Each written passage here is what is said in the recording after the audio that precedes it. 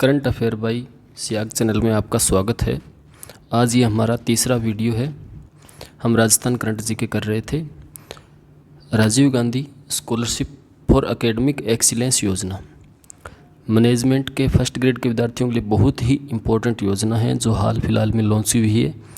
इसमें क्या होगा कि जो टॉप के 150 विश्वविद्यालय है उनमें 200 विद्यार्थियों को अध्ययन करने का अवसर मिलेगा। टोटल 200 विद्यार्थी होंगे उसमें, और इसमें किन को भेजा जाएगा?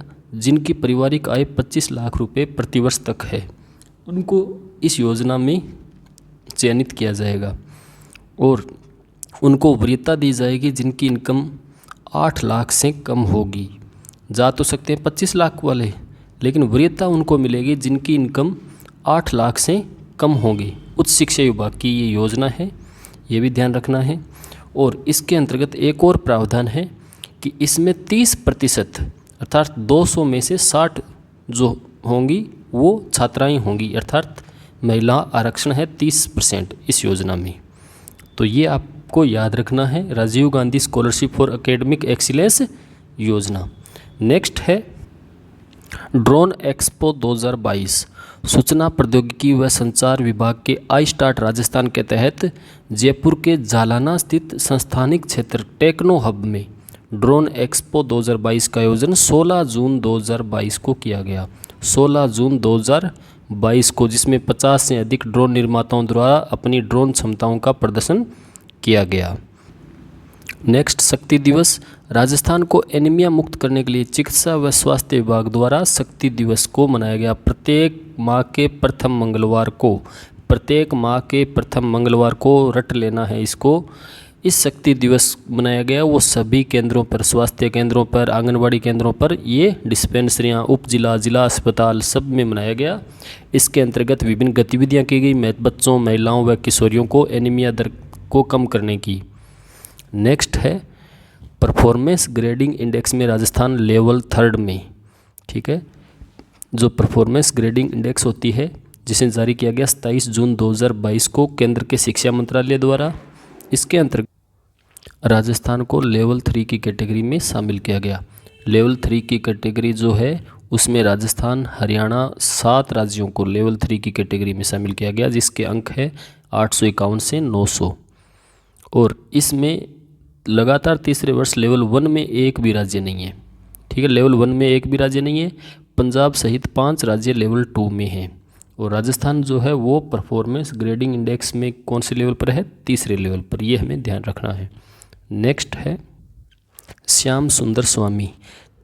श्याम सुंदर स्वामी ने चेक रिपब्लिक यूरोप में पैरा वर्ल्ड रैंकिंग तीरंदाजी प्रतियोगिता में टीम में इनका चयन हुआ है, ठीक है। भारतीय टीम में इनका चयन हुआ है वर्ल्ड रैंकिंग तीरंदाजी प्रतियोगिता में, ठीक है। तीरंदाजी प्लेयर है ये श्याम सुंदर स्वामी और ये बीकानेर से संबंधित है। पैरा वर्ल्ड रैंकिंग तीरंदाजी में ये 15 सदस्यीय टीम में शामिल हुए हैं। नेक्स्ट है उजाले की ओर। उजाले की ओर पुस्तक कोविड-19 के विशेष संदर्भ में जनसंचार केंद्र के चयनित विद्यार्थियों की बाल अधिकार व बालिका सशक्तिकरण पर लिखी गई कथाओं का संकलन है। ये जो पुस्तक है ये लोक संवाद संस्थान राजस्थान विश्वविद्यालय के जनसंचार केंद्र और यूनिसेफ के संयुक्त उपक्रम में राज्य के शिक्षा व कला संस्कृति मंत्री BD कल्ला, यूनिसेफ राजस्थान के प्रमुख इसाबेल बर्डन द्वारा जून 2022 में इसका लोकार्पण किया गया। और इसका वर्णन किसने किया है? अपर्णा वेश ने, ठीक है। अपर्णा वेश, ये ध्यान रखना है। उजाले की ओर अपर्णा वेश। नेक्स्ट है गांधी सागर अभ्यारण्य में आएंगे अफ्रीकी चीते। जो वन क्षेत्र राउतबाटा मुकुंदरा नेशनल पार्क की ओर लगता हुआ जो गांधी सागर वन्य जीव अभ्यारण्य है वहाँ पर अफ्रीका से चीते लाए जाएंगे। जून 2022 में इसका अवलोकन किया गया गांधी सागर वन्य जीव अभ्यारण्य का। मध्य प्रदेश के कुन्नो नेशनल पार्क में भी सबसे पहले इंडिया में लाए जाएंगे, वहाँ उसके साथ साथ गांधी सागर में भी, राजस्थान में भी लाए जाएंगे। अभी हाल फिलहाल आज मैं 6 अगस्त को जो वीडियो बना रहा हूँ उसमें 3 अगस्त का मैंने अपने टेलीग्राम चैनल पर ये प्रश्न भी पूछा था कि किस नेशनल पार्क में, मध्य प्रदेश का कौन सा नेशनल पार्क है जिसमें चीते लाए गए हैं? वो था कुन्नो नेशनल पार्क। चीता संरक्षण की ये महत्वपूर्ण परियोजना है और चीता भारत से लुप्त हो चुका है। 1952 में चीते को विलुप्त जीव घोषित किया गया था। अब अफ्रीका से लाकर चीतों को पुनः बसाया जा रहा है। अशोक गौड़ कौन है? जो राष्ट्रीय सीमा शुल्क व जीएसटी राष्ट्रीय संग्रहालय गोवा में बना है, उसके प्रवेश द्वार पर जयपुर के मूर्तिकार अशोक गौड़ का बनाया गया स्कल्पचर स्थापित किया गया है। ठीक है, ये जो जीएसटी का संग्रहालय बनाया गोवा में, वहाँ पर इसकी मूर्ति को, अशोक गौड़ की मूर्ति को स्थापित किया गया है। फिर है मनन किरमानी महाराष्ट्र में आयोजित अखिल भारतीय कराटे चैंपियनशिप में सिल्वर मेडल जीता है मनन किरमानी ने। ठीक है, नेक्स्ट देखिए, मुख्यमंत्री दुग्ध उत्पादक संबल योजना के तहत 2 रुपये से बढ़ाकर 5 रुपये किया गया। भारत स्काउट का जो राजस्थान के स्टेट चीफ कमिश्नर है निरंजन आर्य, उनको अंतर्राष्ट्रीय कमिश्नर स्काउटर के पद पर मनोनीत किया गया है। फिर है यूनिक वेडिंग डेस्टिनेशन के लिए 11 देशों की सूची बनाई गई, उनमें एकमात्र भारत का शहर शामिल हुआ है, वो हुआ है उदयपुर। ठीक है, उदयपुर। पश्चात है हमारा खेल प्रदर्शन पुरस्कार, हमने पहले वाले वीडियो में कर लिए थे, तो चलिए स्टार्ट करते हैं। मिताली राज अंतर्राष्ट्रीय क्रिकेट से संन्यास की घोषणा कर दी है। जोधपुर में जन्मी, राजस्थान के जोधपुर में जन्मी है ये। महिला क्रिकेट की रीढ़ मानी जाती थी मिताली राज, इन्होंने अंतर्राष्ट्रीय क्रिकेट से संन्यास ले लिया है 8 जून 2022 को। भारत की ये प्लेयर जो है वो तीनों फॉर्मेटों में भारतीय टीम की कैप्टन रही है, और इसके नाम सर्वाधिक रन का रिकॉर्ड भी है। 10,000 से ऊपर इसके नाम रन है, 10,868। मिताली राज 6 विश्व कप में खेलने वाली पहली महिला क्रिकेटर है भारत की। और इसके अलावा मिताली राज ने 201 दिवसीय मैच भी खेले हैं। 201 दिवसीय मैच भी मिताली राज खेलने वाली पहली प्लेयर है, ये भी हमें ध्यान रखना है। इसके बाद इन्हें अर्जुन पुरस्कार 2003 में मिला, मेजर ध्यानचंद खेल रत्न पुरस्कार 2021 में, और पद्मश्री मिला था 2015 में। मिताली राज के साथ रुमेली धर ने भी क्रिकेट के सभी प्रारूपों से संन्यास ले लिया है। इसके बाद हम बात करते हैं फ्रेंच ओपन टेनिस 2022। 126वीं जो फ्रेंच ओपन टेनिस जो फ्रांस में खेली जाती है, पेरिस के रोमागेरो में, इसमें एकल खिताब जीता है स्पेन के राफेल नडाल ने। किसको हराया? नॉर्वे के कास्पर रूड को हराया। कास्पर रूड हालांकि इसी के एकेडमी, नडाल की एकेडमी के प्लेयर हैं, और ये नॉर्वे से हैं। नॉर्वे के पहले प्लेयर है जो फाइनल तक पहुँचे हैं, और स्पेन के राफेल नडाल का ये 14वां फ्रेंच ओपन का खिताब है। और इसके अलावा 22वां ग्रैंड स्लैम एकल खिताब है इनका, अर्थात ये अब तक 22 ग्रैंड स्लैम जीत चुके हैं, जिनमें से 14 ग्रैंड स्लैम जो है वो फ्रेंच ओपन के हैं। तो राफेल नडाल, और इसमें अगर हम बात करें महिला का खिताब, महिला एकल का फ्रेंच ओपन जीता था पोलैंड की इगा स्विएतेक, नंबर 1 रैंकिंग पे चल रही है इगा स्विएतेक, इन्होंने जो है फ्रेंच ओपन खिताब जीता है। नेक्स्ट हम बात करते हैं, यहाँ देख लो सारणी में पुरुष एकल राफेल नडाल, कास्पर रूड उपविजेता रहे, महिला एकल का इगा स्विएतेक, और उपविजेता रही कोको गाफ। ठीक है, यही इंपॉर्टेंट है, और जिनको देखने हैं वो स्क्रीन रोक कर इनको पढ़ सकते हैं। नेक्स्ट है बैडमिंटन, इसका 2022 इंडोनेशिया मास्टर बैडमिंटन टूर्नामेंट, जो इंडोनेशिया का टूर्नामेंट है, इसके विजेता रहे Olympic champion Viktor Axelsen winner रहे। और महिला वर्ग में अगर हम बात करें तो वो चेन यूफेई। ठीक है, महिला वर्ग में चेन यूफेई ने पुरुष और महिला एकल खिताब जीते। तो विक्टर एक्सेल पुरुष वर्ग के और चेन यूफेई महिला वर्ग की। अब हम बात करते हैं फुटबॉल की। तो भारतीय टीम की जो रैंकिंग है वो 104वें स्थान पर पहुंच गई है, पहले 106 थी और अब हो गई 104। वहीं अगर हम बात करें भारत के स्टार फुटबॉलर सुनील छेत्री, जो भारतीय टीम के कैप्टन भी है, ये सबसे ज़्यादा गोल करने वाले खिलाड़ी बन चुके हैं। ठीक है, सबसे ज़्यादा गोल करने वाले खिलाड़ी कौन बने हैं? सुनील छेत्री, 5वें खिलाड़ी है ये। सबसे ज़्यादा वैसे गोल तो है क्रिस्टियानो रोनाल्डो के, क्रिस्टियानो रोनाल्डो सबसे ज़्यादा गोल 117 गोल, और सुनील छेत्री का 5वां। भारत के तो सुनील छेत्री पहले हैं, लेकिन विश्व के 5वें स्थान पर है। तो सुनील छेत्री 5वें स्थान पर, गोल है इनके 84, और भारत की रैंकिंग आपको दोबारा बता दूं 104 फुटबॉल में। इसके बाद देखिए फीफा जो वर्ल्ड कप होगा 2026 में, उसकी मेज़बानी मिली है अमेरिका, कनाडा और मेक्सिको को। ठीक है, अमेरिका, कनाडा और मेक्सिको को। आपको पता हो कि अमेरिका और जो कनाडा है वो उत्तरी महाद्वीप में एक साथ ही है। मैप में आपको बता देता हूँ, 3 है, ऊपर कनाडा है, ठीक है, और बीच में यूएसए है, और तीसरे स्थान पर जो है वो मेक्सिको है। तीनों उत्तरी अमेरिका महाद्वीप के देश हैं। तो ये कनाडा। अब जो मैच होगा, ठीक है, वो मैच तीनों देशों में आयोजित किया जाएगा, विभिन्न शहरों में। तीनों देशों में विभिन्न शहरों में आयोजित किया जाएगा 2026 में। 2018 में पहले वाला टूर्नामेंट हुआ था, ठीक है, ये ध्यान रखना है आपको। जो 2000 पीछे खेला गया था वो 2018 में खेला गया था। तो इसमें अब देखिए 16 मेज़बान शहर होंगे। और पहले के विनर 2018 के विनर कौन थे? फ्रांस विनर था, जो रूस में खेला गया था। 2018 फीफा वर्ल्ड कप जो खेला गया था रूस में, और विनर रहा था फ्रांस, ठीक है, ये हमें ध्यान रखना है। उपविजेता टीम थी क्रोएशिया। इसके बाद अगर हम बात करें कुश्ती की, कुश्ती बुलात तुर्ली खानोव वर्ल्ड कप विश्व कप कुश्ती प्रतियोगिता अलमाटी कजाकिस्तान में हुई थी। इसमें भारत ने 12 पदक जीतकर पदक तालिका में दूसरे स्थान पर रहा, ठीक है।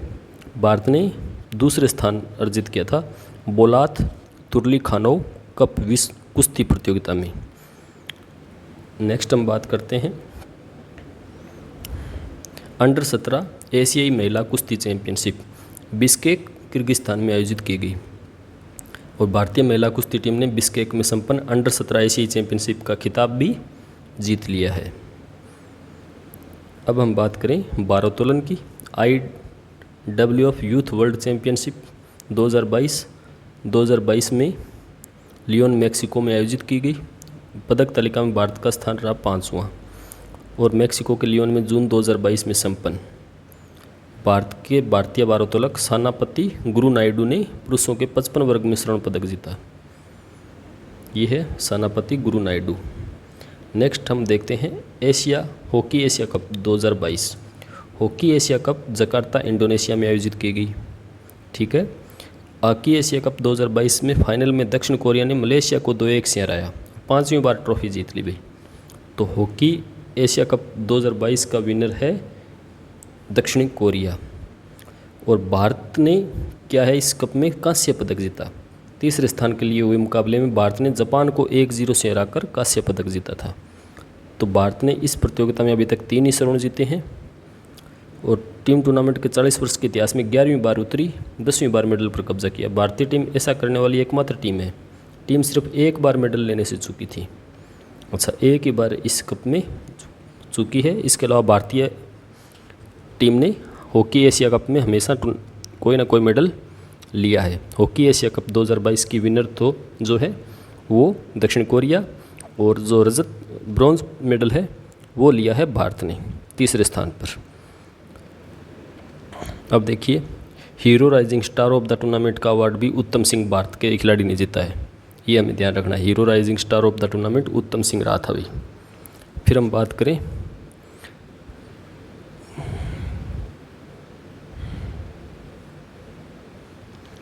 FHI हॉकी 5S चैंपियनशिप, ठीक है।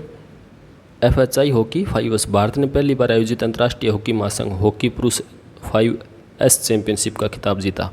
और वहीं महिला वर्ग में उरुग्वे ने जीता, ठीक है। सर्वश्रेष्ठ गोलकीपर महिला वर्ग में उर्सिना फाजिस, ठीक है, ये ज़्यादा इंपॉर्टेंट नहीं है। सर्वश्रेष्ठ पुरुष खिलाड़ी मोहम्मद राहिल भारत के, टॉप स्कोरर मोहम्मद राहिल भारत का। हॉकी को छोटे फॉर्मेट के माध्यम से लोकप्रिय बनाने के लिए, ठीक है, याद रखना, अंतर्राष्ट्रीय हॉकी महासंघ की ये मुहिम का हिस्सा है। हॉकी 5S बहुत तेज़ी और उच्च कौशल के साथ खेले जाने वाला हॉकी का नया और छोटा प्रारूप है। कुल 20 मिनट के इस मैच में दोनों टीम्स में 5-5 खिलाड़ी गोलकीपर सहित, अर्थात 5-5 खिलाड़ी ही होते हैं इस टीम में। इसका नाम है 5S, याद रखना भाई, 5S। फिर नेक्स्ट है एथलेटिक्स। नीरज चोपड़ा ने जीता स्वर्ण पदक कौन से गेम में? फिनलैंड के कुर्टियानो खेलों में। फिनलैंड के कुर्टियाना खेलों में भाला फेंक स्पर्धा में अपना स्तर का पहला स्थान हासिल किया पोडियम पे। और इन्होंने ये फिनलैंड में टूर्नामेंट जीता है। इस प्रतियोगिता ने अपने पहले ही प्रयास में 86.69 मीटर दूर भाला फेंका, जो एक निर्णायक साबित हुआ। नेक्स्ट देखिए राहुल श्रीवास्तव भारत के 74वें ग्रेड मास्टर। इतना ही याद रखना में, ये संबंधित है तेलंगाना के राहुल श्रीवास्तव पी भारत के 74वें ग्रेड मास्टर। विश्वनाथ आनंद भारत के पहले ग्रैंड मास्टर थे, जीएम ग्रैंड मास्टर, जिन्होंने ये उपलब्धि 1988 में हासिल की थी। फिर है आर प्रज्ञानंद को नॉर्वे शतरंज टूर्नामेंट का खिताब भी जीता।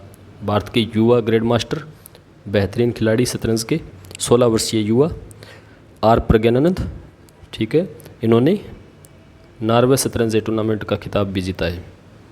नेक्स्ट देखिए formula one race 2022 Azerbaijan grand prix विजेता मैक्स वर्स्टैपेन, ठीक है। नेक्स्ट है खेल संक्षिप्त की देख लेते हैं। प्रधानमंत्री द्वारा 44वें शतरंज ओलंपियाड के लिए ऐतिहासिक मशाल रिले का शुभारंभ। ये जो चेन्नई में आयोजित की जा रही है, पहली बार है इंडिया में 44वीं शतरंज ओलंपियाड, इसकी मशाल रिले का शुभारंभ किया है। पहली बार शतरंज महासंघ जो है फीडे, इसकी ओलंपिक परंपरा के अनुसार टॉर्च की शुरुआत की। भारत शतरंज ओलंपियाड मशाल रिले रखने वाला पहला देश है।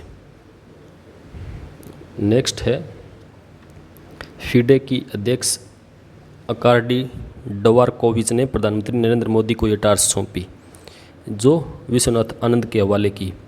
ये टार्च अगले 40 से 75 शहरों में ली जाएगी। अंतिम गंतव्य स्थल जहाँ आयोजित किया जाएगा ओलंपियाड महाबलीपुरम, चेन्नई में। ये महाबलीपुरम पहले उस समय चर्चा में आया था जब मोदी जी ने चाइना के राष्ट्रपति शी जिनपिंग को महाबलीपुरम में बैठक की थी, ठीक है। अब ये चर्चा में है क्योंकि फीडे शतरंज ओलंपियाड 2022 44वां आयोजित किया जा रहा है चेन्नई में पहली बार, ठीक है। ये ध्यान रखना, चेन्नई में 44वां फीडे चेस ओलंपियाड, नाम है इसका फीडे चेस ओलंपियाड। और शुभकर क्या है इसका, थम्बी, ठीक है, शुभकर है इसका थम्बी। थम्बी का अर्थ होता है छोटा भाई, ठीक है, ये देख लो, छोटा भाई। महत्वपूर्ण है ये खेलों की दृष्टि से भारत के लिए। पहले ये आयोजित होना था वैसे ओलंपियाड रूस में, लेकिन रूस यूक्रेन युद्ध की वजह से अब ये भारत में आयोजित हो रहा है। भारत के पास सुनहरा मौका है।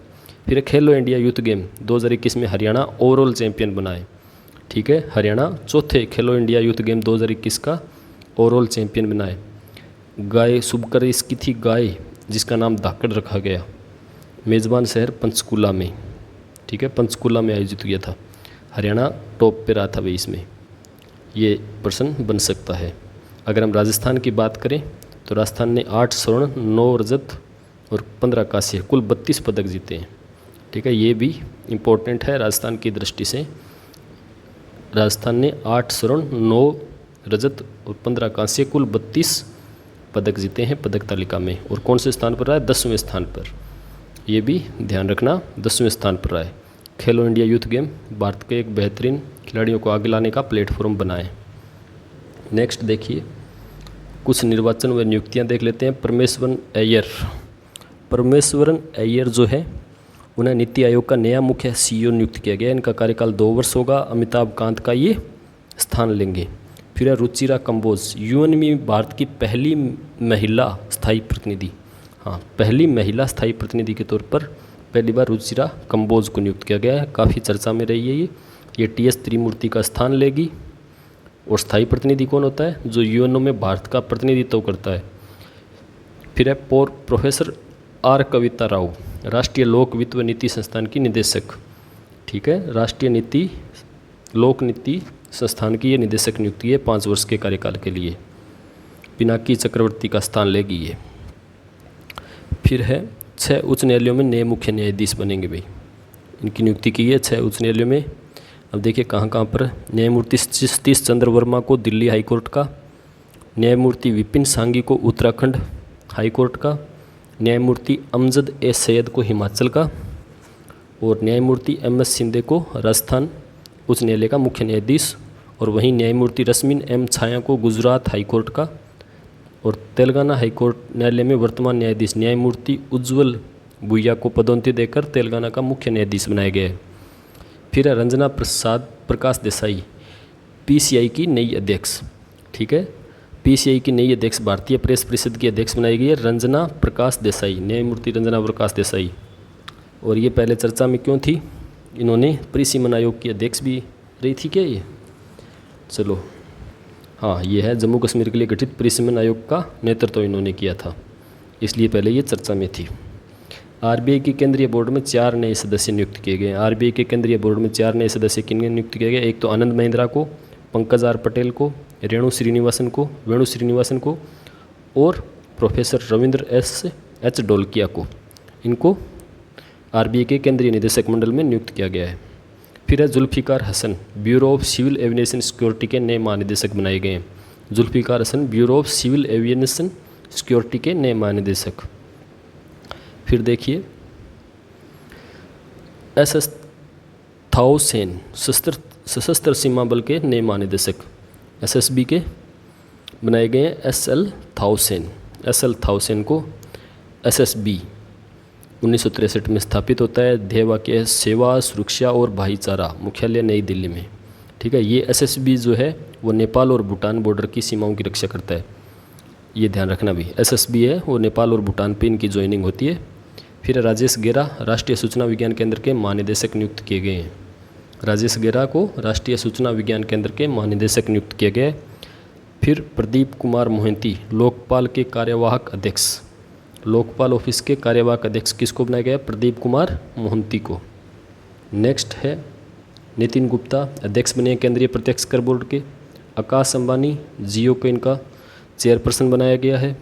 प्रमोद के मित्तल चेयरपर्सन बनाए गए हैं ये cellular operator association of India के। ये प्रमोद कुमार मित्तल रिलायंस जियो इन्फोकॉम के भी अध्यक्ष हैं।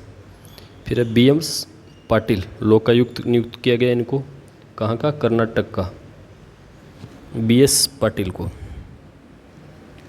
फिर R सुब्रमण्य कुमार MD नियुक्त किया गया है RBL बैंक को। ज़्यादा इंपॉर्टेंट नहीं है, बैंकिंग एग्जाम के लिए अच्छा है ये।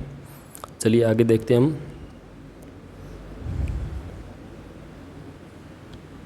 नेक्स्ट है अंतर्राष्ट्रीय बाल रक्षा दिवस। महत्वपूर्ण दिवस देख लेते हैं कुछ 2-4। तो उसमें रूस में अंतर्राष्ट्रीय बाल रक्षा दिवस पहली बार 1949 में मनाया गया और मॉस्को में अंतर्राष्ट्रीय महिला लोकतांत्रिक संघ की एक विशेष बैठक में निर्णय लिया गया था। तो 1 जून को मनाया जाता है अंतर्राष्ट्रीय बाल रक्षा दिवस। नेक्स्ट है विश्व दुग्ध दिवस 1 जून। ठीक है, जलवायु परिवर्तन संकट पर ध्यान आकर्षित करना और डेयरी क्षेत्र ग्रह इसके प्रभाव को कैसे कम कर सकता है। विश्व दुग्ध दिवस की शुरुआत की थी संयुक्त राष्ट्र के खाद्य अवयव संगठन ने।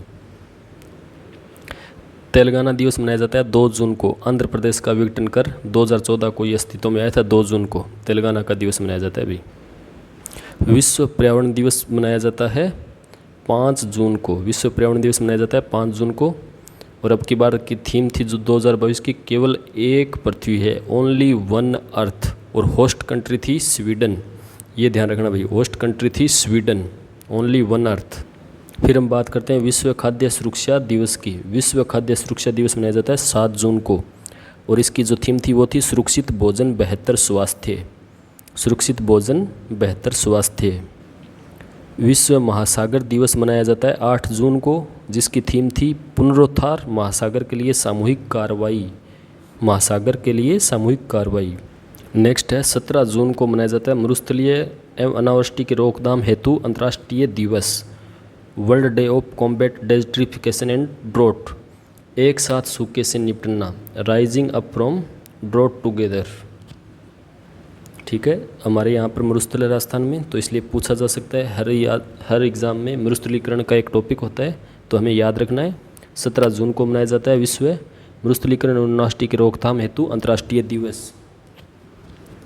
और इसकी जो शुरुआत की गई इस वर्ष मैड्रिड में हुआ था ये सम्मेलन, मैड्रिड स्पेन के मैड्रिड में। ठीक है, नेक्स्ट देखते हैं राष्ट्रीय पठन दिवस, नेशनल रीडिंग डे। ठीक है, नेशनल रीडिंग डे मनाया जाता है 19 जून को। 19 जून 2022 को 27वां राष्ट्रीय पठन दिवस रीडिंग डे बनाया गया। यह दिन केरल में पुस्तकालय और साक्षरता आंदोलन के जनक PN पनिक्कर के सम्मान में मनाया जाता है। केरल सरकार ने इसीलिए रीडिंग डे शुरू किया है भाई, राष्ट्रीय national reading day. PN Panicker, ये पूरे ज़ोर शोर से मनाया जाना चाहिए रीडिंग डे। फिर है अंतर्राष्ट्रीय योग दिवस 21 जून को मनाया जाता है। अब की बार विश्व में 8वां अंतर्राष्ट्रीय योग दिवस मनाया गया। 8वें अंतर्राष्ट्रीय योग दिवस की थीम थी मानवता के लिए योग, yoga for humanity, yoga for humanity. और ये इस बार का जो मुख्य समारोह आयोजित किया गया वो मैसूर में किया गया। ठीक है, और 2014 को मोदी जी आए थे, उस समय ये योग दिवस मनाया जाना शुरू हुआ था। ठीक है, 21 जून को अंतर्राष्ट्रीय योग दिवस मनाने की घोषणा की थी। और विश्व पटल पर 2015 में पहली बार योग दिवस मनाया गया था। और इस बार का जो योग दिवस था वो था 8वां, और थीम थी मानवता के लिए योग। नेक्स्ट देखिए कुछ चर्चित पुस्तकें देखते हैं। How to live your life, Ruskin Bond की how to live your life. फिर है a samurai dream of Azad Hind, Ras Bihari Bose, Prasun Roy. फिर है play it right, the man who beat the odds on the street, Kamal Gupta. ठीक है, play it right, the man who beat the odds and Wall Street, Kamal Gupta की book है ये। The last diary of Kastur माईबा, Tushar Gandhi की। The last diary of Kastur माईबा, Kasturba कौन थी? गांधी जी की wife, उन पर लिखी गई ये किताब, महात्मा गांधी जी की वाइफ पर। ठीक है, रस्किन बॉन्ड की पुस्तक इंपॉर्टेंट है, प्रसून रॉय की भी है, तुषार गांधी, तीनों ही बुक फर्स्ट ग्रेड के करंट जीके में आने वाली बुक है, तो ये हमें ध्यान रखना है। नेक्स्ट है मुख्य सचिवों का पहला राष्ट्रीय सम्मेलन। भारत में पहली बार मुख्य सचिवों का, जो राज्य के मुख्य सचिव होते हैं, उनका पहली बार राष्ट्रीय सम्मेलन आयोजित किया गया धर्मशाला, हिमाचल प्रदेश में 15 से 17 जून 2022 को। हमें इसका स्थान याद रखना है, 15-17 जून 2022 को धर्मशाला, हिमाचल प्रदेश में। फिर देखिए विवाटेक 2022 क्या है? यूरोप का सबसे बड़ा स्टार्टअप सम्मेलन होता है विवाटेक 2022। ठीक है, इसमें भारत को वर्ष के देश के रूप में नामित किया। विवाटेक 2020 है, ये 2020 नाम होगा इसका। तो विवाटेक 2020 में ईयर ऑफ द कंट्री के रूप में नामित होना बहुत बड़ा सम्मान है। स्टार्टअप के रूप में विवाटेक ने भारत को नामित किया है, एग्ज़ाम में पूछा जा सकता है। ये 2020 शायद गलती से लिखा गया, ये 2022 होगा, पता करेंगे इसका। नेक्स्ट है भारत पाकिस्तान स्थायी सिंधु आयोग की बैठक। भारत पाकिस्तान सिंधु आयोग की बैठक हुई थी 118वीं बैठक। ठीक है, कब हुई थी ये संधि? 1960 में। 1960 में ये सिंधु जल संधि हुई थी भारत की पाकिस्तान के साथ। और ये अब की बार बैठक आयोजित की गई 118वीं, नई दिल्ली में। ये भी ध्यान रखना भी, नई दिल्ली में। फिर एक बैठक हुई थी युवा सांसदों की। युवा सांसदों का 8वां वैश्विक सम्मेलन आयोजित किया गया शर्म शेख में। ठीक है, इसमें भारत के भी युवा सांसदों ने भाग लिया था। और नागालैंड की पहली महिला सांसद जो थी एस फेगानोन कोन्याक, जिसे राज्यसभा में चुना गया था, उन्होंने भारत का प्रतिनिधित्व किया था वहाँ पे। ये भी बहुत इंपॉर्टेंट प्रश्न है कि पूर्वी राज्यों से पहली महिला सदस्य चुनी गई है राज्यसभा में। इतने सालों तक, 75 वर्षों तक महिला सदस्य नहीं चुनी गई थी राज्यसभा के लिए। तो एस फेगानोन कोन्याक को वहाँ पर भेजा था हमने युवा सांसदों के वैश्विक सम्मेलन में। फिर नेक्स्ट है G20 शिखर सम्मेलन का आयोजन किया गया। ठीक है, ये बैठक जम्मू कश्मीर में आयोजित होगी। भारत ने घोषणा की है कि एक बैठक जम्मू कश्मीर में भी आयोजित किया जाएगी, क्योंकि भारत को अभी भारत का शेरपा नियुक्त किया है।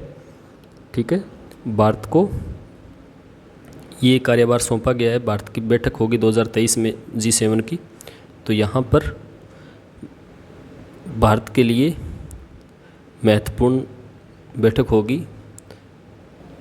विज्ञान व प्रौद्योगिकी में हमारे लिए सबसे ज़्यादा इम्पोर्टेंट है एनकोवैक्स। एनकोवैक्स क्या है? देश की पहली कोविड रोधी टीका है एनकोवैक्स, जिसे हरियाणा स्थित ICR National Research Centre of Equines द्वारा विकसित किया गया है। ये जानवरों की कोविड वैक्सीन है एक तरह से। अगर मैं सिंपल भाषा में कहूँ तो एनकोवैक्स जानवरों की कोविड वैक्सीनेशन है।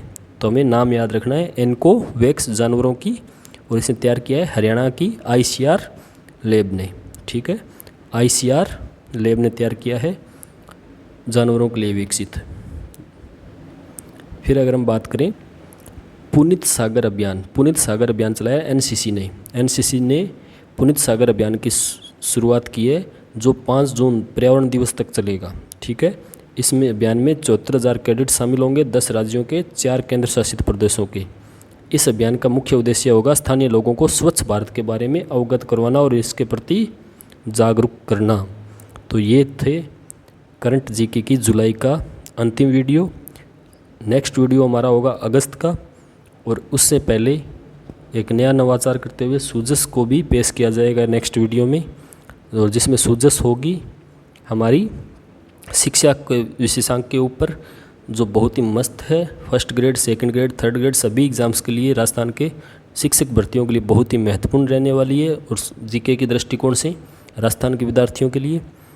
तो चलिए नेक्स्ट वीडियो में मिलते हैं। धन्यवाद।